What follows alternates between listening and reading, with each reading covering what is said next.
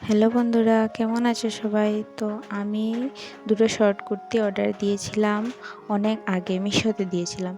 তা আজকে এসেছে আর কুর্তি দুটো ছিল খুবই ভালো আর এর কোয়ালিটিও ছিল অনেক ভালো। কাপড় ছিল এটা কটন কাপড়।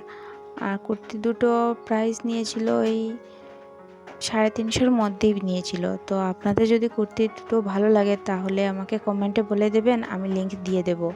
আর যদি আমার ভিডিওগুলো আপনাদের ভালো লাগে তাহলে লাইক, কমেন্ট, শেয়ার আর সাবস্ক্রাইব করে দেবেন, যাতে আমার আরও ভিডিওগুলো আপনারা পেয়ে যেতে পারেন।